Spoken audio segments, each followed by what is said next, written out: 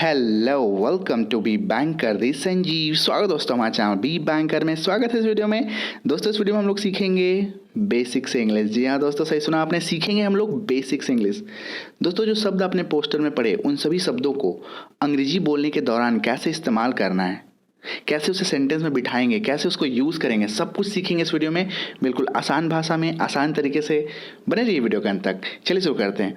But उससे पहले आपसे गुजारिश होगी, अगर आप हमारे चैनल पर नए हैं तो प्लीज़ चैनल को सब्सक्राइब कर लीजिए, बेल आइकन जरूर प्रेस कीजिए ताकि आपको वीडियो की नोटिफिकेशन समय पे मिल जाए, ऑन टाइम मिल जाए। और आप हमें फॉलो कर सकते हैं किसी भी सोशल मीडिया प्लेटफॉर्म पे, चाहे वो फेसबुक हो, ट्विटर हो, टम्बलर हो, इंस्टाग्राम हो, टेलीग्राम हो, व्हाट्सएप हो, टिकटॉक हो, हेलो हो, हर जगह अवेलेबल है हम लोग। ओके, कहीं पे भी आप फॉलो कर सकते हैं। और वीडियो को लाइक जरूर कीजिए my friend, must like the video because video is top class A1 धासु एज ऑलवेज, हमेशा की तरह। ओके, तो चलिए शुरू करते हैं। लेते हैं पहला शब्द। पहला शब्द है माई सेल्फ। माई सेल्फ का मतलब होता है मैं खुद या मैं स्वयं। ओके, मैं खुद या मैं स्वयं। आई रोट इट, मैंने लिखा इसे, खुद लिखा, my self. I wrote it my self. तो माई सेल्फ का प्रयोग सिर्फ और सिर्फ आई के साथ ही करना है, याद रखिएगा। ओके, ये यहाँ पे एक लेसन था। नेक्स्ट इज इसी का उल्टा, तुम खुद या तुम स्वयं या आप खुद या आप स्वयं, है ना। इन सब का अंग्रेजी होगा योर सेल्फ। क्योंकि यू का मतलब यू तुम भी होता है, आप भी होता है, तो योर के साथ लग जाएगा तो सेम ही मीनिंग आएगा। तुम खुद, आप खुद, तुम स्वयं, आप स्वयं। क्लियर है। You should take more care, आपको ज़्यादा ध्यान रखना चाहिए। योर सेल्फ, खुद रखना चाहिए। You should take more care of your self.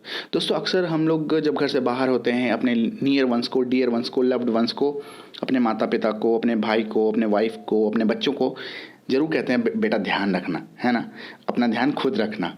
कहते हैं मम्मी को भी कहते हैं मम्मी पापा थोड़ा ध्यान रखिएगा खुद का, है ना, चूँकि उम्र हो गई है आपकी तो थोड़ा ध्यान रखिएगा। तो ऐसे सेंस में, ऐसे मौक़ों पे आप आराम से कह सकते हैं you should take more care of yourself. आपको अपना ध्यान थोड़ा खुद से ज़्यादा रखना चाहिए, मतलब खुद से थोड़ा ध्यान रखिए।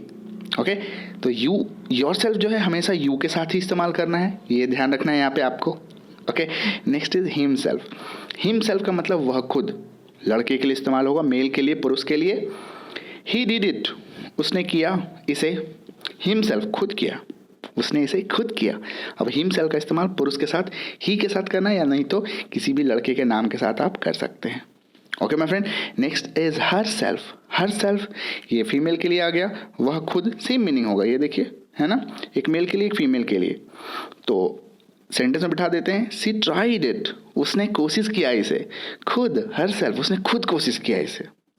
ओके, चलिए नेक्स्ट देखते हैं। इसमें भी फिर आपको ध्यान रखना है, इसको सिर्फ और सिर्फ हर सेल्फ को सी के साथ या किसी फीमेल की नाम के साथ, किसी महिला के साथ नाम के साथ, किसी स्त्री के नाम के साथ आप इसको प्रयोग कर सकते हो। Okay, next is ourself, हम लोग खुद या हम लोग स्वयं, है ना। लेट्स इंजॉय, चलो इंजॉय करते हैं। आवर सेल्फ, खुद इंजॉय करते हैं, है ना। पार्टी वगैरह में हम लोग जाते हैं तो कहते हैं ना लेट्स इंजॉय आवर सेल्फ। अब यहाँ पे आप देखिएगा सर, यहाँ पे आवर सेल्फ मैंने लिखा, यहाँ पे आवर सेल्फ्स हो गया। तो दोस्तों ये प्लूरल है। प्लूरल में क्या होता है कि एफ को हटा के हम लोग VES लगाते हैं। इसके रिगार्डिंग सेपरेट एक वीडियो हमारे चैनल पे अपलोडेड है, आप उसको जाके देख सकते हैं कि कैसे इसको हटाते हैं। हालांकि आपको ये याद रखना चाहिए कि स्पोकन इंग्लिश में थोड़ी बहुत हमें आज़ादी है, थोड़ी बहुत फ्रीडम है कि थोड़ा बहुत ग्रामर को एकदम एग्जैक्टली फॉलो करने की ज़रूरत नहीं है, है ना। थोड़ा बहुत, ऐसा नहीं कि एकदम नहीं है ना। तो लेट्स एंजॉय आवर सेल्फ भी आप यहाँ पे बोल सकते हैं, ऑल्दो करेक्ट दोनों है, ठीक है, ध्यान रखिएगा। नेक्स्ट है स्टिल, STILL, स्टिल। स्टिल का मतलब फिर भी, अब भी, है ना। ये देखिए, it is still a famous school, या अब भी एक फेमस स्कूल है, या फिर भी एक फेमस स्कूल है। ओके, तो देखिए फिर भी, अब भी, इसको आप बहुत सारे सेंस में यूज़ कर सकते हैं। जैसे अभी एक रिसेंटली एक गाना आया था, मैं फिर भी तुमको चाहूँगा, I will still love you, I will still love you, मैं फिर भी तुमको चाहूँगा, मैं फिर भी तुमको प्यार करूँगा, है ना। तो स्टिल के बहुत सारे यूज़ है। स्टिल बहुत ज़्यादा यूज़ भी होता है स्पोकन इंग्लिश में, बहुत ज़्यादा यूज़ होता है ना।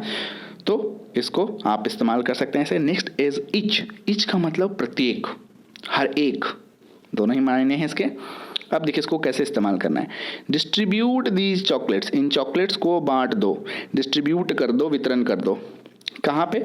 Among each students, among each students, सभी विद्यार्थियों के बीच में, सभी विद्यार्थियों के बीच में प्रत्येक बच्चे को आप ये चॉकलेट्स बांट दो। आगे समझ में। अब देखिए यहाँ पे क्या क्या नया चीज़ ऐड हो गया। अब एक नया चीज़ देख रहे होंगे, अमंग, है ना। अमंग जो है वो क्या है कि जब दो से अधिक के बीच में कोई चीज़ इस्तेमाल हो रहा हो, जैसे अब यहाँ पे बहुत सारे स्टूडेंट्स हैं, बहुत सारे स्टूडेंट्स के बीच में चॉकलेट बांटने जा रहे हैं तो अमंग, दो स्टूडेंट होते तो बिटवीन यूज़ करते, है ना। ये आपको आने वाले वीडियोज़ में मिलेगा। और डिस्ट्रीब्यूट का मतलब बांटना या वितरण करना, ठीक है। इच का मतलब प्रत्येक बच्चे के बीच में इस चॉकलेट्स को बांट दो। आगे समझ में। चलिए बढ़ते हैं आगे। अगला शब्द है ऑलमोस्ट। ऑलमोस्ट का मतलब लगभग। द बकेट, बकेट मतलब बाल्टी या टोकरी। The bucket is almost empty. Empty का मतलब होता है खाली।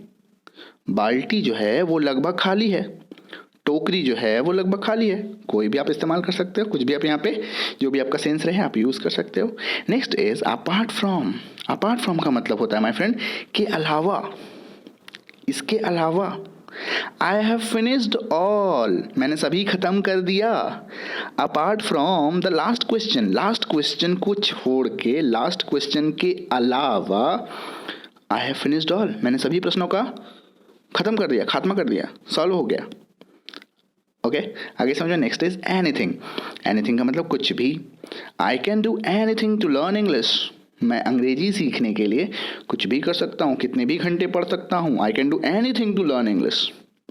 Okay next is everything. Everything का मतलब सब कुछ। ओके इसको देखिए कैसे इस्तेमाल कर सकते हैं। इज एवरीथिंग ओके, क्या सब ठीक है। ये अक्सर यूज़ होता है मूवीज़ में, सीरियल में, आपने देखा होगा एक्टर एक्ट्रेस को ऐसे बात करते हुए, इज एवरीथिंग ओके, क्या सब ठीक है ना। तो दोस्तों अब यहाँ पे देख रहे होंगे बहुत सारे मैं टेंसेस के स्ट्रक्चर्स को यूज़ कर रहा हूँ, कभी नेगेटिव में, कभी इंट्रोगेटिव में। ये सभी जो टेक्निकलिटीज़ है कैसे यूज़ हो रहा है, ये सब आने वाले वीडियोज़ में सीखेंगे। और मेरे प्रीवियस वीडियोज़ में भी बहुत सारी चीज़ें अपलोडेड है। Almost 400 videos we have uploaded, मैंने अपलोड किया है 400 से भी ज़्यादा वीडियो जो आपके काम के हैं, उसको जाके ज़रूर देखिए और इस सीरीज़ में बने रहिए। तो ये जो सीरीज़ है ये शुरू हुआ है, ये अब कंटिन्यू रहेगा, है ना, जब तक कि आप अंग्रेजी बोलना नहीं सीख जाते हैं। तो इसको फॉलो कीजिए और यहाँ पे भी सारी टेक्निकलिटीज़ आते रहेगी, रोज़ रोज़ आपको इसको इसमें बने रहना है। जब आप अंग्रेजी सीखते हैं ना तो 2-3 महीना का एक ऑरा होता है, 2-3 महीना कंटिन्यूसली अगर आप उसमें लगे रहेंगे तो आपकी इंग्लिश जो है वो 360 डिग्री में चेंज हो जाएगी। मतलब एक लर्निंग जो है एडवांस्ड हो जाएगा, आपको खुद महसूस होगा। ओके चलिए नेक्स्ट देखते हैं एनी, है ना। Next is anybody. एनीबडी का मतलब कोई भी, एनीबडी का मतलब कोई भी। Anybody can make a mistake, गलती किसी से भी हो सकता है, कोई भी गलती कर सकता है ना। कहते हैं हम लोग गलतियां तो किसी से भी होती है यार, anybody can make a mistake. Okay इसको ऐसे यूज कर सकते हैं। Next is any. एनी का मतलब कोई। Do you have any plans, क्या आपके पास कोई प्लान है कोई प्लान बताइए, है ना। तो ऐसे इसको हम लोग यूज़ कर सकते हैं। Next is something. समथिंग का मतलब होता है कुछ या कुछ कुछ, दो मायने हैं, कुछ या कुछ कुछ। कैन आई से समथिंग, क्या मैं कुछ कह सकता हूँ, या क्या मैं कुछ कुछ कह सकता हूँ। ओके इसको ऐसे यूज़ करना है। Next is including. इंक्लूडिंग का मतलब होता है सहित, को जोड़कर, शामिल कर लेना, है ना। इसको देखिए कैसे इस्तेमाल से इसको सीखेंगे हम लोग। ऑल वेयर एब्सेंट, सभी एब्सेंट थे, इंक्लूडिंग यू, तुमको लेकर, तुमको सहित, आप सहित हर कोई एब्सेंट था। ओके नेक्स्ट इज इसी का उल्टा, एक्सक्लूडिंग, को छोड़कर, के बिना, के सिवा। ऑल वेयर प्रेजेंट, सभी प्रेजेंट थे। एक्सक्लूडिंग यू, आपको छोड़ के सब प्रेजेंट था। All were present excluding you, है ना। तो इसको ऐसे इस्तेमाल करना है, इंक्लूडिंग एक्सक्लूडिंग। इंक्लूडिंग मतलब को लेकर, सहित, एक्सक्लूडिंग रहित, को छोड़कर। Okay next is although. Although का मतलब हालांकि। Although we gave him money, हालांकि हमने उसे पैसे दिए। He did not buy the book, उसने नहीं खरीदा। अरे पैसे तो दिए थे, किताब खरीदा ही नहीं आपका लड़का, है ना। Although we gave him money, he did not buy the book. Okay अब देखिए इसी से सिमिलर है दो, THOUGH। याद रखिए प्रोनाउंसिएशन क्या है, देखिए ऑल दो एंड दिस इज दो, है ना। इसको ताऊ नहीं पढ़िएगा, ध्यान रखिएगा, है ना। ये दो, है ना। तो दो का मतलब भी सेम होता है, ऑल दो आप दोनों ही यूज़ कर सकते हैं। मतलब जब हालांकि बोलने का मन करे आपको तो आप ऑल दो भी यूज़ कर सकते हैं, दो भी यूज़ कर सकते हैं। हालांकि मतलब लेकिन, है ना। लेकिन ऑल दो जो है वो सबसे ज़्यादा यूज़ होता है। ये जो है ऑल दो 17 नंबर, ये सबसे ज़्यादा यूज़ होता है। तो मेरा सजेशन होगा कि ऑल दो यूज़ कीजिए। Although we gave him money, he did not buy the book, हालांकि हमने उसे पैसे दिए, उसने नहीं खरीदा। तो दो का भी एक एग्जाम्पल देख लेते हैं। दो ही ट्राइड हार्ड, हालांकि उसने बहुत कोशिश की, बहुत कठिन मेहनत की, but he could not reach on time, लेकिन वो समय पर नहीं पहुंच सका। But he could not, could के लिए मैं बता चुका हूँ, कुड का मतलब सका या सकता था, है ना, तो वह नहीं पहुंच सका। ठीक है, आगे समझ में। Next is even though. Even though का मतलब होता है भले ही, बहुत ज़्यादा यूज़ होता है ये, भले ही, है ना, भले ही मेरी तबीयत खराब है लेकिन मैं फिर भी संजीव सर की वीडियोस को मिस नहीं करूँगा, डेफिनेटली देखूँगा, है ना। तो even though he was getting angry, हालांकि वह उसे गुस्सा आ रहा था, but his voice remained level, लेकिन उसकी जो आवाज़ थी वो लेवल में थी, वो लय में थी। हम लोग कहते हैं ना कि जब कोई गुस्सा होता है उसका आवाज़ बहुत हाई हो जाता है, टेम्पर में चला जाता है ना, तो लेकिन संयम रखना चाहिए, धैर्य रखना चाहिए। तो even though he was getting angry, हालांकि उसे गुस्सा तो आ रहा था लेकिन उसका आवाज़ जो है वो ज़्यादा हाई फाई नहीं था, वो लो वॉइस में ही बात कर रहा था, रिमेंड लेवल था, मतलब अच्छा था, पॉजिटिव है ये। Next is along with. Along with का मतलब के साथ या के साथ साथ। He came along with some friends, वह अपने दोस्तों के साथ आया। He came along with some friends, है ना। अब कहेंगे सर यहाँ पे सिर्फ अलॉन्ग विथ लगाना ज़रूरी है, सिर्फ विथ भी तो लगा सकते हैं ना। ही केम विथ सम फ्रेंड्स बोल सकते हैं, ठीक है, बोल सकते हैं, स्पोकन इंग्लिश में छूट है, बट अलॉन्ग विथ बोलेंगे ना तो एक वजन आएगा, है ना। देखिए अब जब भी आप वुड, कुड, हैव, शुड, इस तरह के जो थोड़े जो शब्द हैं इनको इस्तेमाल करते हैं तो थोड़ा आपकी जो बोली है, जो स्पोकन है, उसमें एक वजन आता है ना।